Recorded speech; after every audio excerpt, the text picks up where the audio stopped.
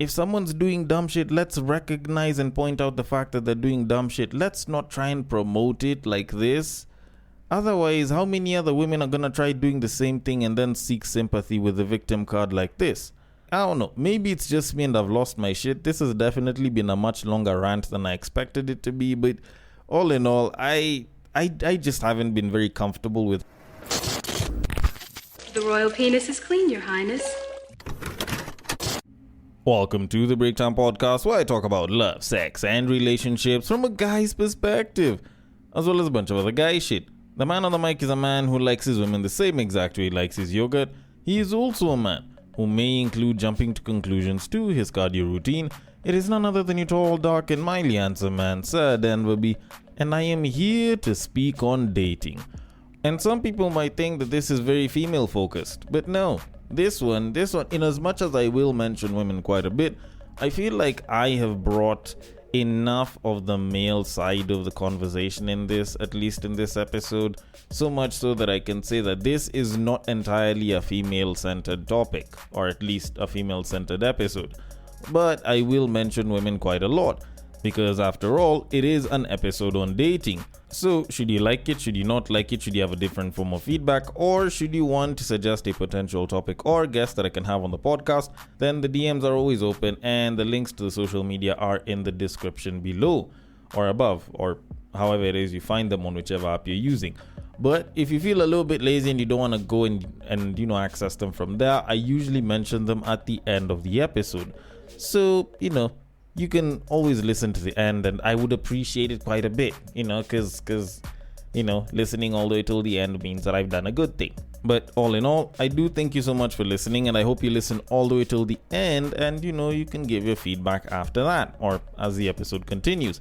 But with that said, I should definitely get into my topic for today, because it involves a fairly long video for the main topic, but something that I chose to completely twist up and basically plan for the future instead of reflect on the past about.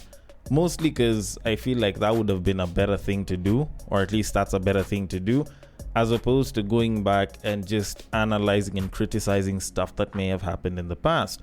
What am I talking about? You'll have to listen to the main topic when I get there, but before I can do that, I first want to talk about something that I will admit has personally annoyed me this past, can I say 2 weeks, if not week and a half?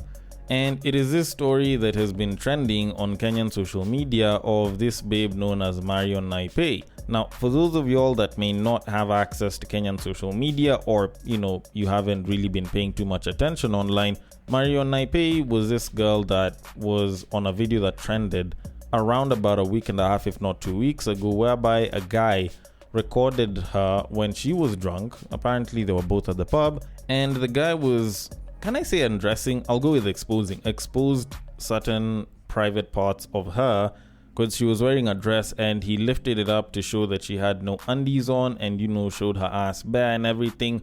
Also, I think exposed her tits, if not at least one of her tits. And it garnered quite a bit of reaction online. Now, originally people are like, oh my goodness, this is so bad. What are you people doing? Why would you record it and post it up online? This is very wrong.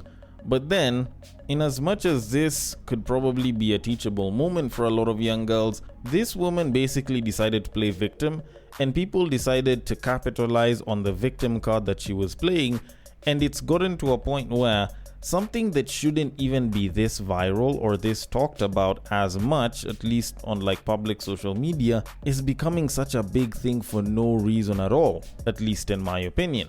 You get to the point where guys like Geoffrey Mosiria are coming in, they're like, oh, we need to help this girl out. There's people that are trying to help out. And I didn't talk about it last week when it was just starting to trend. And I didn't want to talk about it this week on the podcast, just mainly because I didn't think that it was something that was worth talking about, because I just didn't think it was something worth entertaining. But now, the problem is, it is basically the end of this week, and people are still giving this story and this woman attention. I don't know, maybe it's just me, but I feel like this is quite a bit of a stretch as far as dealing with a story like this is concerned. Because, look, I don't have a problem with trying to help people. It's just there are some instances where people are genuinely in need and they definitely deserve help. But there's other instances where people just put themselves into fucked up positions knowing full well that what they're doing is dumb, but they're just hoping that it doesn't blow up in their face. And this is one of those instances where I feel like that was particularly the case. And the worst part about it is, this woman who is still playing the victim card is basically starting to be rewarded for playing the victim card. And I feel like this is the worst example to be showing young girls, or any woman for that matter. Because if someone is going to do some dumb shit and then end up being humiliated online, and then after that they end up getting a brand deal or some shit, because that's exactly what I hear that she might be getting offered if I'm not wrong, like, then imagine the number of women that may end up trying to do the same shit expecting the same result. Because I actually did find out, at least as of the time of this recording, that there is a certain women's bodywear or shapewear line, or innerwear line if I'm not wrong, that has offered to make her their brand ambassador. And look, I'm not against someone getting their bank. You know what? You go out there, you do your thing, you make your money. Provided that you're not harming anyone, I don't see why you shouldn't be making your bag. But the problem is, this is basically rewarding dumb shit. At least as far as I can see it. Because you could say that maybe whatever brand, whatever organization, company is trying to do this might have probably announced this for clout, and maybe they might not follow up on it all that well. Maybe that's the case, okay? But at least as far as my branding and PR knowledge is concerned, of which I know I probably may not know all that much, this is probably the worst way to do it. Because, like, take for example, if let's say I decided to do dumb shit, like I jumped off of, like the top floor of the building I'm in, and then I land down and I'm being recorded the entire time, and I pick myself back up and I'm like, shit, I don't know how I'm still alive. And suddenly it becomes this viral moment to the point where Red Bull are supposed to sponsor me, or at least they claim that they want to sponsor me. How the news would read would basically be, Red Bull is offering to sponsor, or Red Bull has offered Denver B, or should I say Denver, brand sponsorship or brand ambassadorship, or a brand ambassador position for their brand. Like, they would make sure that the name of the organization, the name of the brand is there. But this is a situation where even the name of the clothing line is not on the news sites that this story is being published in. So whatever clout they might have wanted to get from doing such a thing, they're probably not going to get as much of it, if any, because they've basically made the offer and no one knows who they are, and they're just like, oh, so someone is offering this kind of brand ambassador deal, which is honestly just quite dumb in my opinion. But with all of that said, I loved the fact that most men online came out to call all of this as pure BS, okay? And by all of this, I'm talking about the incident and her playing the victim card, because as guys, we've seen this shit happen a lot at clubs. Like, we will go out and we will see guys doing this to babes all the fucking time. So it's not like it's anything new, and it's not like the babes are experiencing this for the very first time. They know that this shit happens, they even participate in it. And at least from when you kind of look at why it is that a lot of people do this, you find that there's usually some sort of a power play that's involved. Now, usually for the guy, he'll do this for a couple of reasons. One, it's just him being like all cheeky and naughty and shit. But it's usually meant to kind of see if the babe is okay with whatever it is that you want, which is to smash the babe, okay? If the babe is horny enough, if the babe wants you badly enough, they'll let you do that shit, they won't swat your hand away, and you'll kind of get away with it. Also, when you're doing that publicly, it's a way to kind of show the guys around that, hey, I've bagged this shorty, and this is proof that I've bagged this shorty because she's letting me do all of this, okay? And usually for women, by the time they're allowing shit like this, they probably want to smash the guy. Or they probably expect that the guy will want to smash, and usually that'll come with certain things that the guy is okay with doing. So for example, this can be the guy that is either paying for the drinks, or he's a guy with money, so they know that they can probably like get cash from the guy, because if they tease the guy and the guy wants it badly enough, he might be willing to give them cash either before, during, or after the entire thing. Like, this is usually kind of like a power play and almost like an exchange that most people will kind of know about. If you've been in Nairobi streets, if you've been to the clubs enough times, you've probably seen this shit happen.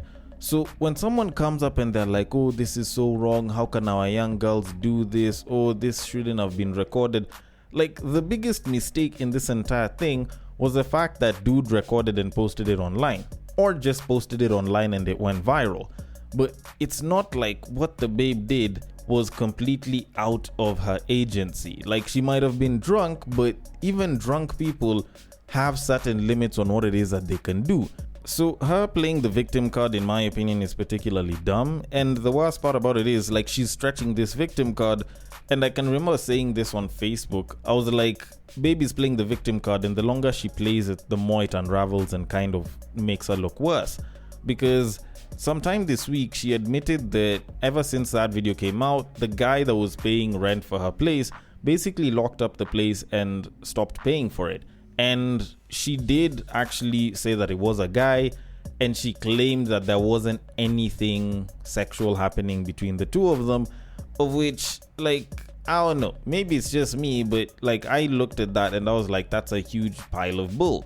And the reason I say this is because by the time a guy is going to pay rent for your place and you're a babe and you're looking that good, like, I'm not saying it's just the looks thing, or, you know, every guy that looks at a good looking woman simply just wants to fuck them, but there's a pretty high likelihood, given her behavior, that she's dealing with guys that are willing to spend money like that for that particular reason. But even though that wasn't the case, let's assume that it was just a random dude that believed that she had potential and wanted to help her achieve her dreams and shit, and was paying for the place as well as a couple of other things. Like, after you've seen her busy trying to, you know, like, get close to a guy because he has money and, you know, is willing to give dude a BJ and shit on camera while she's drunk and shit, like, even I, and I think I'm a nice dude, even I would stop paying for it, because clearly she's not satisfied with the fact that you're trying to support her, so she's going to solicit for money and extra favors from older dudes. So if she's clearly doing that, then why am I paying for it? At the end of the day, she's a grown adult and she can do whatever the hell she wants with whoever the hell she wants, and, you know, using her body however she wants. But my issue here, and why I'm pissed off about this entire thing, is the fact that she's playing the victim card for something that she willingly did, and not only are people coming to her aid, other people are even trying to support her, which is just not a good look. If someone's doing dumb shit, let's recognize and point out the fact that they're doing dumb shit. Let's not try and promote it like this. Otherwise, how many other women are gonna try doing the same thing and then seek sympathy with the victim card like this? I don't know, maybe it's just me and I've lost my shit. This has definitely been a much longer rant than I expected it to be, but all in all, I just haven't been very comfortable with how this entire situation has been handled. But either way, I'm going to leave it at that and move it on to our main topic of this episode, because golly, I've taken a lot of time. Now, moving things on, so this is 2026, and we believe that we have moved on and we are doing a lot better, or at least we expect to make a lot better decisions with the rest of our year, at least, you know, with the rest of our lives, as far as, you know, a lot of things are concerned, dating included. But considering that people were complaining about how tough the dating market was, especially last year, if not, you know, just overall, it does mean that maybe we need to start looking at things a little bit differently, if not at least trying to do a little bit better as far as dating is concerned, for those that may be in the dating market or maybe getting back into the dating market, you know, for the first time in a bit of a while. And one of the best places to start is learning from the past mistakes. And so when I stumbled across a video by Dora Obwaka, who is an influencer and the sister to Murugi Munyi, who I have spoken about on this podcast multiple times, and she was busy talking about the lessons from dating in 2025, I did feel like maybe this might be something that we should look into. Now, I'm not gonna lie, this is a bit of a long video. It's about 3 minutes and something, but I am going to let it play, then I can give my thoughts on it, because I feel like there may be something to learn about this entire thing. So, without further ado... In 2025, we dated and we failed. We failed and then we dated. Here are 10 lessons that I learned from my failed dating experiences in 2025. Number 1, not everything that glitters is gold. Do not expect phenomenal character just because a person's outside is put together. You might see somebody on the outside, they're serving in church, they are doing this, they're doing that, they come from a good family, and you think 1 + 1 is equals to 2. Darling, sometimes it's equals to 48. Number 2, words are just that, words. Maneno. Okay? Until you see action, please don't rely on words to be an indicative of anything. Number 3, the man is not your husband until there's a ring on your finger. He's not your husband. Not your husband. Number 4, and this is especially for my extroverts and yappers. Not everyone needs to know you went on a date. Not everybody needs to know you're in a talking stage. Sometimes that talking about it is what kills it. The premature exposure. Okay? Number 5, rip up your list. You know the list that you said that my man must look like this. He must be 6 foot. He must have 7 packs because he's extraordinary. Rip that list up. Rip it up. Number 6, potential is just that. Potential. That's it. Number 7, somebody's failure is not a reflection of your self-worth or your value. Somebody's inability to show up is 99.9% a reflection of who they are, not of you, baby girl.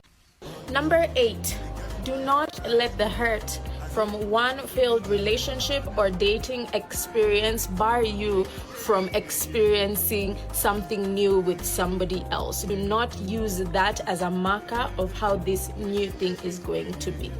That was that, and this is this. Number 9, your relationship or your dating experience does not need to look like Martha's or Jane's or Patricia's. When you find yourself comparing how it happened for them and where it happened and what theirs looked like to give you an indicative of how yours should be, you'll end up robbing yourself of experiences. I'm adding a bonus one before I finish with the most important one, and the bonus is if it starts wrong, it's gonna end wrong. Ain't nothing ever started wrong that ended right. Last, but the most important, and that's why I saved it for last, keep Jesus at the center always. Always, girl. Always. Okay. Particularly interesting pointers there, if not lessons. And I don't know. I feel like there's some things that she said that maybe for me as a guy would probably consider them very self-explanatory and very straightforward. And then there's others that I probably just don't agree with. Because to be quite honest, like there are some bits that, just make sense and they're very simple. Like the whole idea of, not all that glitters is gold, or at least like just because they look good, they dress well, blah, blah, blah. Like, I think that part is fairly self-explanatory for most guys, just mostly because a lot of guys usually get sold the idea of going for like the prettiest babe, or will be told about going for the church girl, or go for the kienyeji babe. And I believe for just about every guy that either knows someone or has been in any of those experiences, we've known that like a lot of that shit just does not work in your favor. Like, you think the kienyeji babe will be the good one, you find out that the boda boda niggas might have been running through her. You think the church babe is good, she might have been a reforming hoe. Like, you think that the prettiest babe is the nicest one, and some of them are just crazy as shit. So you often find that for us guys, we usually will say that not all that glitters is gold, just in a different way. But stuff like that is fairly straightforward for us guys.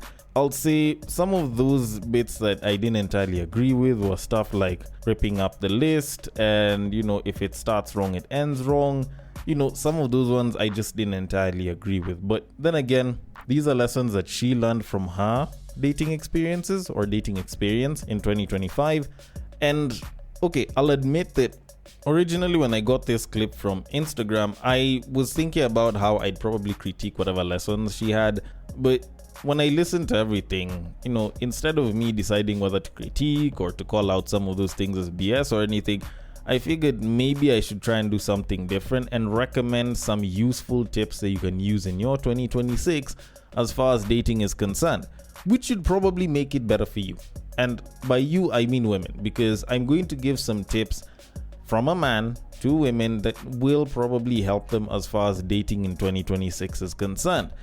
And I promise you, I am not giving you dating tips to mislead you, just to help you date a little bit better and a little bit more smartly, if I can call it like that.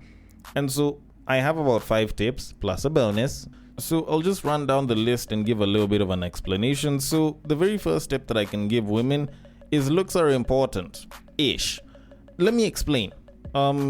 People will tell you, oh, not all that glitters is gold, oh, looks aren't the best thing, blah, blah, blah. Like, guys have been told this shit from the beginning of, I don't know, advising men as far as women is concerned is like the point. But the thing that I can probably tell you is looks are important, not necessarily in the sense that you need to give them this much importance because, oh, you should be with a good looking guy, but so that you can learn more about the person. And by that I mean how they carry themselves. So how they dress and how they will try to groom themselves is a pretty good indicator of the kind of person that is there. So if the person doesn't groom themselves, if they don't take care of themselves as far as hygiene is concerned, then you definitely will see some of those cracks, and those are an indicator of the kind of person that you're dealing with, and whether you should probably run away or not is something that will probably be there for you to kind of figure out. Also, if they're overly focused on their looks, maybe it might raise some questions for you to kind of look into. Not necessarily that it's a red flag, but it does raise some questions, because if it's someone that pays a little too much attention to the aesthetics as a guy, it may actually be a mark of something else. It could be a case of, insecurity on the body perspective. It could be someone that's just generally an asshole. It could be someone that, maybe plays against the home team. Maybe they're a metrosexual and maybe you're not into that. Like, it could be a mark of so many things. And so it should raise at least maybe 1 or 2 questions for you to kind of want to look a little bit deeply into. Then the second tip that I can give you is commitment is a combination of both words and actions. The same way Dora Obwaka was busy talking about how words are just words, I will tell you that commitment is a combination of words and actions, and the person that you are trying to date should match up most of those words and actions. What I'm trying to say is, while there are some instances where someone can speak something out or give the words to it but not necessarily actualize it, and it does happen to a lot of people, it shouldn't happen all the time. Otherwise, that is someone that's just blowing hot air, and no matter how much hot air or how nicely it's flavored, at the end of the day, hot air is hot air and it'll just go out and you'll be left with zero substance. So always make sure that someone is matching up to as much of what they say as possible, and the more words they speak and the less they live up to, the more you should be raising the flag up and saying that it's red. Then the third tip that I can give you is have a list of negotiables and non-negotiables and know the fucking difference, okay?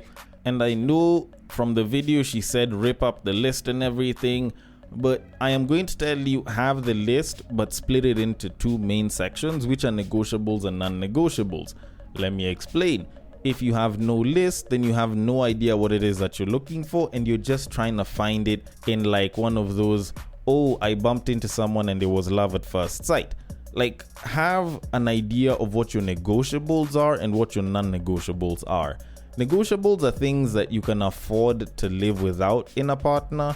Non-negotiables are practically the opposite, which is stuff that you can't afford to live without with whichever potential partner you end up with. So for example, the guy having a 6-pack is probably a negotiable, because the number of men that have 6-packs in the world is probably less than 20%. You try and narrow that to Kenya, and you try to narrow that towards a lot of the men that are financially stable, and you get to a point where you realize that there's a very tiny number of men that actually do have a 6-pack and are doing particularly well for themselves, because I don't think there's any woman that's saying that, I'm okay dating a brokey. So considering that that's the case, probably having it as a negotiable makes sense. But also, like, there are certain instances where something is a non-negotiable. So like, for example, you want a man who is reliable and respects your boundaries. Like, those are very, very good non-negotiables to work with, because at least you do not want someone that you can't rely on and who doesn't respect your boundaries. So have a list of negotiables and non-negotiables, know the difference, don't try to mix up your needs and your wants, and you should be good for the most part. Then the next tip that I can give you is women keep women single, okay? This one might piss off a couple of babes. Some other people might be like, no, it's single women keep women single. But no, I am telling you, women keep women single. It's not just the single ones, because as I've probably explained on this podcast a little more than once, it's usually not just the single women that are keeping women single. There are some taken women that are keeping other women single because either they're trying to live vicariously through them, or probably they may just not want that person to succeed, or whatever other reason, to be quite honest. But at the end of the day, there's a lot of women that will basically keep you single. The whole don't go and yap to everyone whenever you're dating someone, or like when you're in a talking stage with someone, that's a pretty big reason why. Because there's a lot of times when you go and you start advertising your relationship status or some of the stuff that's happening in your relationship or potential relationship, and what they do is they will start to bring in what they will consider their opinion or, relationship advice to you. And a lot of that is just stuff that will mess things up between you and whatever person you're trying to have a potential partnership with. And so sometimes shutting the hell up is a pretty good thing. But so that people don't, end up keeping quiet about abusive situations, what I will tell you is have one or two people that you trust. But even though that is the case, always criticize the advice that you were given. Don't look at it as stuff that will agree with you. Criticize it rationally. That way, you do not end up messing things up simply because of one small thing that could have been fixed over time. Then, your fifth tip, before I get to the bonus, is give every partner a clean slate, or just don't give them a chance. What I'm trying to say is, whatever it is that you've gone through from your past exes, no matter how recent, no matter how old, however it is they may have done you dirty or not done you dirty, give the next partner a clean slate and a clean heart. Do not start acting out or treating someone differently because your ex did not treat you as well as you wanted, even though you gave them the most. I see a lot of people doing this, and honestly it is quite sad, because there's a lot of great guys that end up getting the short end of the stick, and yet they are trying to do their best, but it is someone that has still chosen to basically take the sins of the previous person and put them on the person that they're currently with. And with all of that said, to kind of end things, I am going to end instead of a conclusion, but with a bonus piece of advice, which is picture your dream man and ask yourself what that man would want and need in a relationship, and try to do all of those things, if not most of them, and it'll probably be easier for you to nail such a person. And the reason for that is very simple. You want the guy, you might as well start by solving his problem so that he sees the value in you. More so if you try to live up to what such a person would want in a wife, then he might end up saying that it's love at first sight, and yet you'd plan the entire thing. Although, then again, maybe everything that I'm spewing is a bunch of BS and you probably shouldn't listen. Maybe I'm speaking some sense, but either way, I want your thoughts on it. The DMs are open on IG. It is at the breaktime_podcast. On Facebook, it is at the breaktime podcast. On X, it is at Bagaka the D. And on Bluesky, it is at the breaktimepod.bsky.social. Thank you so much for listening all the way till the end, and I will catch you guys on the next break. But what I believe is that if you put a pastor and a prostitute in one room, one is likely to convert the other.